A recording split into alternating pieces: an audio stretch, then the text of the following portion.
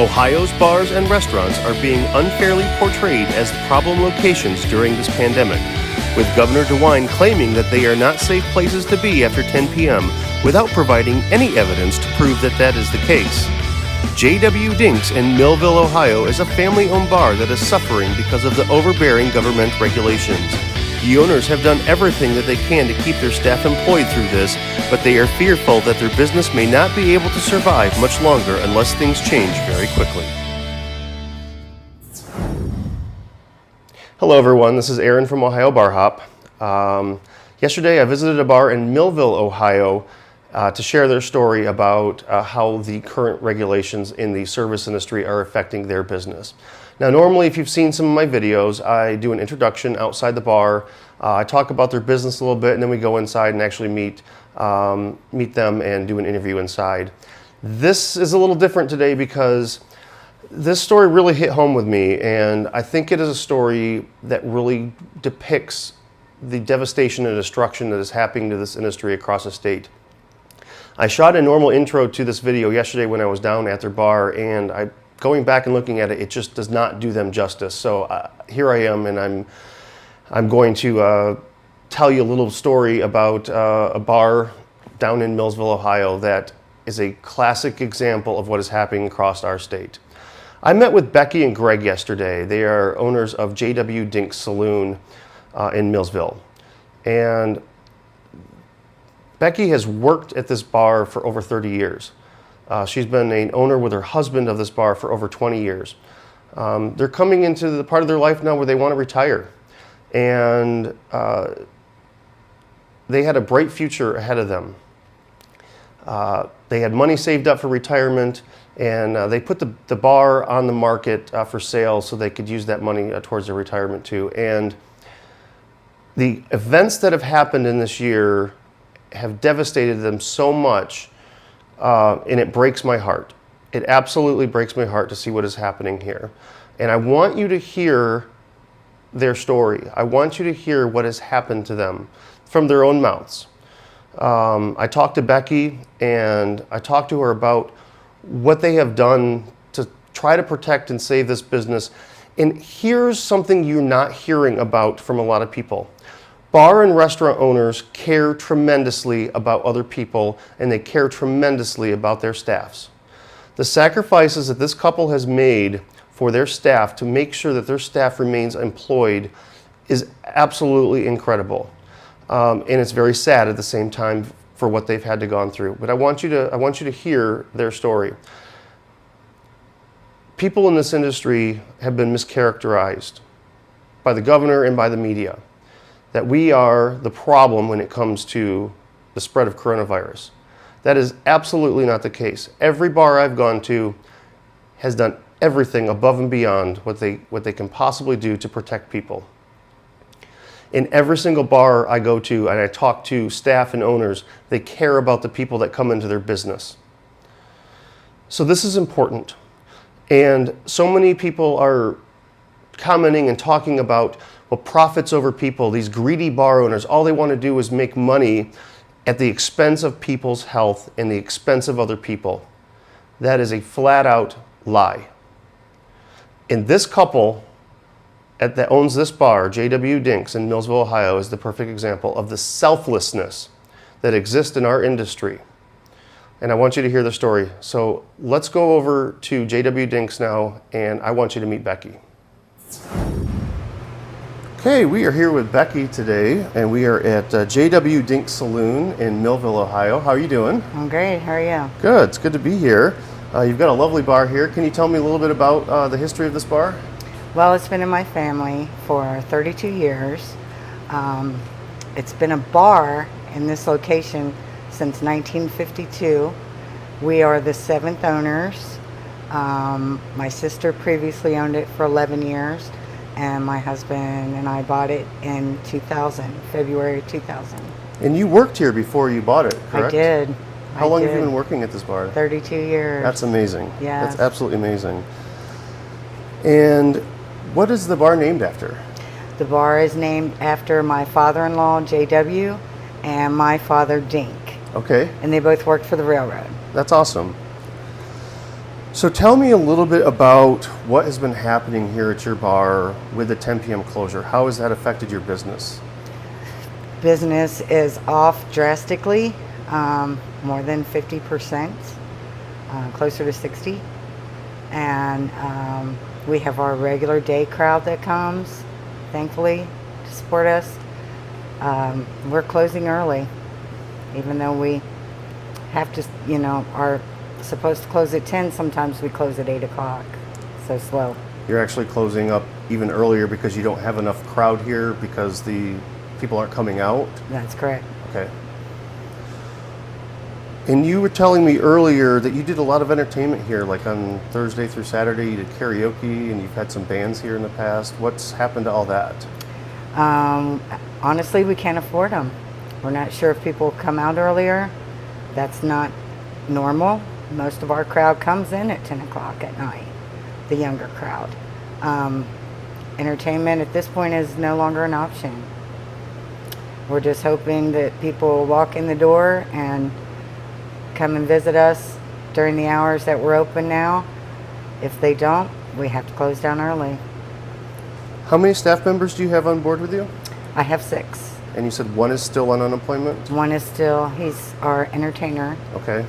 He's been with us for 15 years, and he is virtually at a standstill as far as business. And your other 5 employees are back, but now with the limited hours. How is this affecting them? We are currently running 1 shift. We've always had 2 shifts. Okay.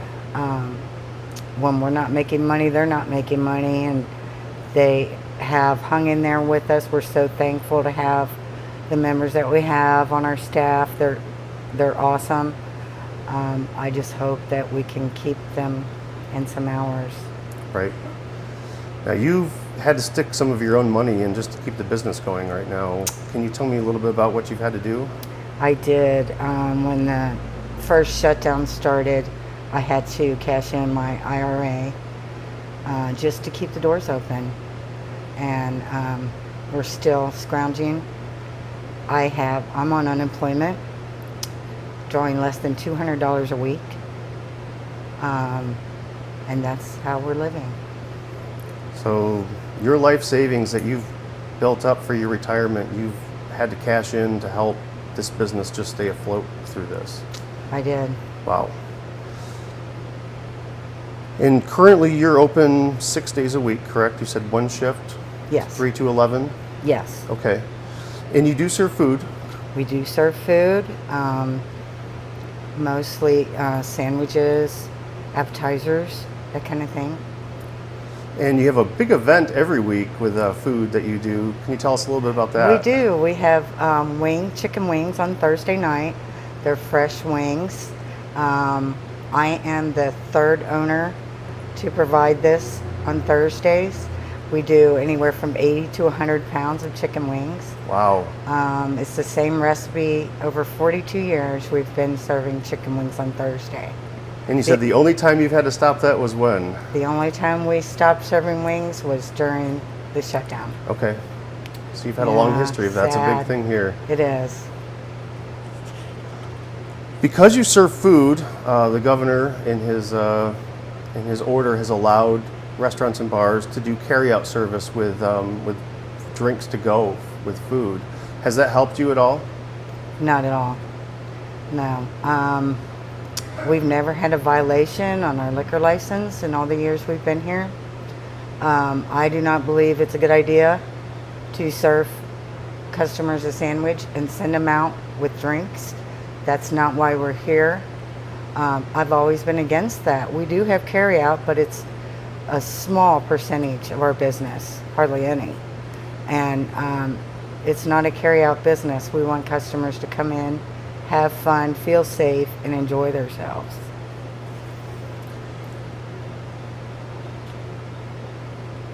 If you had a message for either your legislatures in Columbus or the governor of how we can help this industry right now and what needs to happen so that businesses don't close, what would you have to say to them?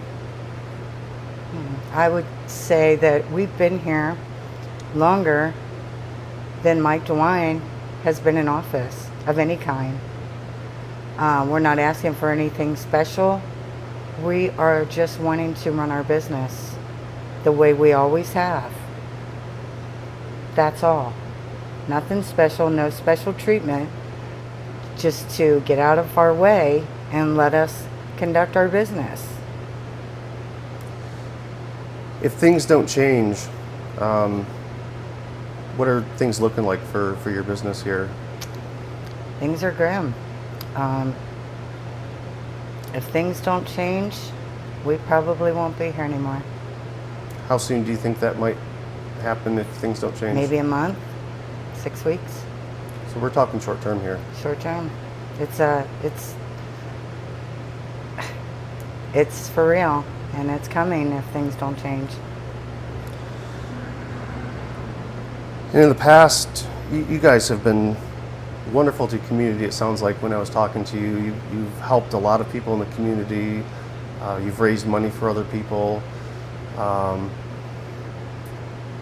Has anyone stepped up for you right now? And is anyone coming to your aid and helping, knowing what's going on with your business right now? There have been a few regulars, people that have come here for years. This is their second home. Yeah. This is where they want to come and see their friends and have a good time. There have been a few people. For the most part, obviously, we need more customers like that. We're here waiting. We're here waiting to serve you. We just need you to come in, Right. support us. When you first reopened back in May, you told me that you really wanted to help your staff out. What did you do to help your staff back in May when you first reopened to make sure that they were financially taken care of? When we first, after the shutdown, we sat around devastated for a couple of weeks trying to decide what to do. And we decided to sell off our inventory, and we gave the proceeds of that inventory 100% to our employees. We didn't keep anything. So you're really fighting for your employees to keep their jobs right now. Absolutely. And for them. Absolutely. That's the most important thing. Obviously, we want the business to do well and survive, but I have employees that have been with me since they were 21 years old. I trained them. And I would like to see them to be able to continue to do their job here at Dink's.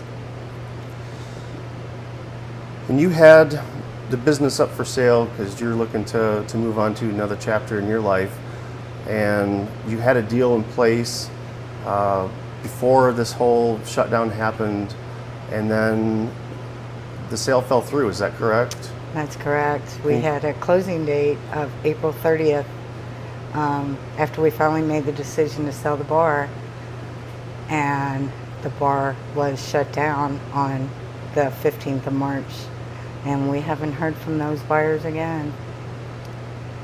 So we're here.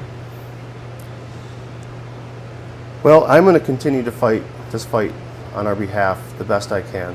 And I'm going to keep putting pressure on our political officials to do the right thing here. And I really hope that there are good days ahead for you and your bar here and your staff. And hopefully we'll have better days ahead.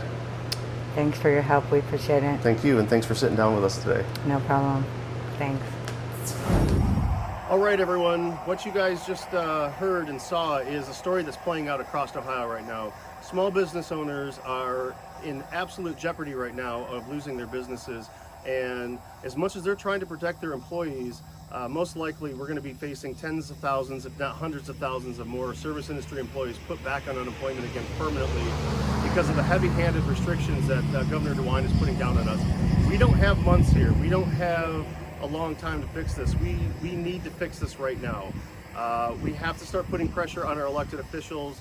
Hopefully the legislation that is pending in the Ohio House right now can be expedited through, and I'm going to be working very hard to fight for that as well. I'm going to continue to advocate for this industry and advocate for you and for my business as well. And if you are a bar owner or a restaurant owner or anyone that works in the service industry, it really doesn't matter to me what you do. If you are suffering right now and you're hurting because of the excessive regulations that are strangling our businesses right now, I want you to get a hold of me. So shoot me a message here on the Facebook page. You can hit the message button and I will get back back to you as soon as I possibly can. You can also reach me on my dedicated phone line now at 614-290-7375, and you can also email me at ohiobarhop.com. I want to advocate for you, and I want to help save our industry if we can, because times are very, very tough for a lot of us. Additionally, please like this page, like the Ohio Bar Hop page here, and share this with your friends so we can get our message out of how this is hurting individuals across Ohio and the devastation that it's causing to us. Additionally, please hit the notification bell on the video here so you can see anytime I post new videos. Hit the notification bell and make sure that you are subscribed to all the videos that I put out. And we will see you next time.